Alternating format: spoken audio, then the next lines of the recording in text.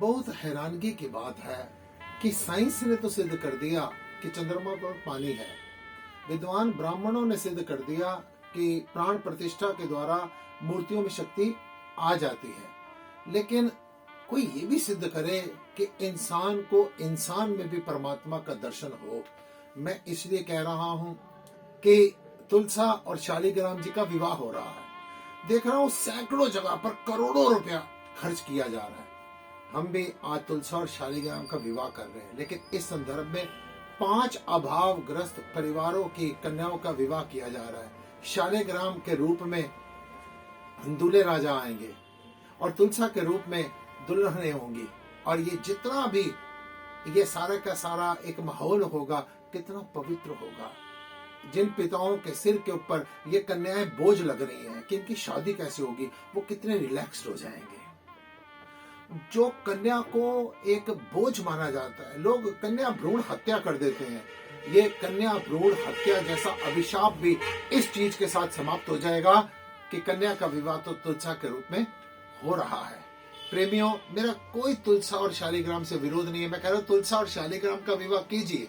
ये पौधा भी रख लीजिए, शालिग्राम की मूर्ति भी रख लीजिए, लेकिन साथ में अगर 2-4 कन्याओं का विवाह भी हो जाए तो कितनी समस्या का समाधान हो सकता है, और इंसान को इंसान में से परमात्मा का दर्शन सुलभ हो सकता है। प्रयास कीजिए और आइए दर्शन कीजिए इस आनंदमयी क्षणों का। ओम नमः। तुलसी एक सुंदर सा पौधा, शालिग्राम भगवान का रूप है।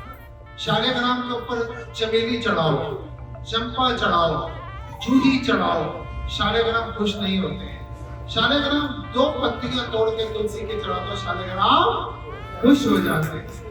अतः ये पति और पत्नी का पवित्र संबंध है। ये श्री राज माता मंदिर से ये बेटियां मेरी, यहाँ से आज इनका विवाह संपन्न हो रहा है। इन सब बच्चियों को कहूंगा कि बेटियों, जीवन में याद रखना, पति ही परमात्मा का रूप है।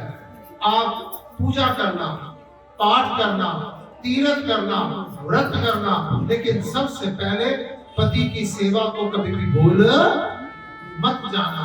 अपने ससुराल में जाकर भी अपने ससुर साहब में पिता के दर्शन करना, अपनी सास में आप माँ के दर्शन करना।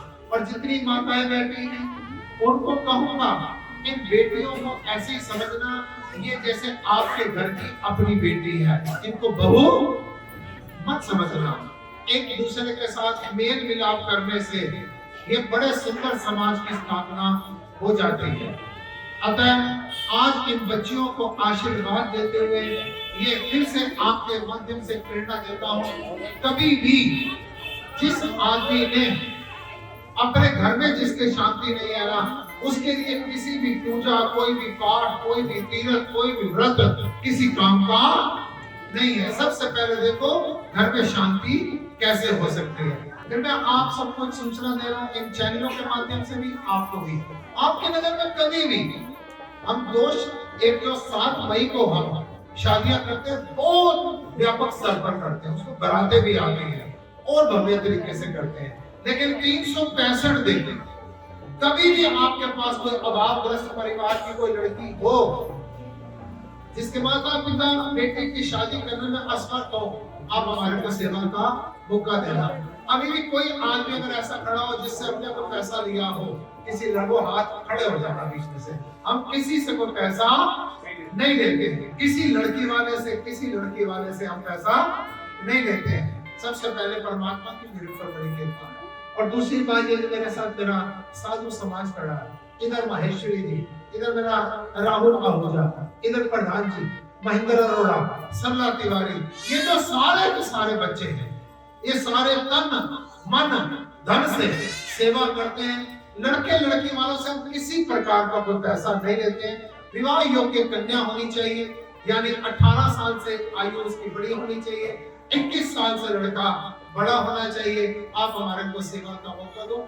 और भी कोई आपको सेवा हो, किसी को राशन की जरूरत हो, यहाँ पर प्रतिदिन भंडारा लगता है, किसी को भोजन की जरूरत हो, ईश्वर ना करे लेकिन जीवन मिला है तो बहुत भी जरूरी है। किसी को कभी एम्बुलेंस की जरूरत हो, किसी को किसी प्रकार की सेवा होना, ये मंदिर नहीं है, ये दीन दुखियों का तीर्थ स्थान है। कोई सेवा हो आप हमारे को बताना। एक बार जोर से तालियां बजाते हुए इन बच्चों का स्वागत।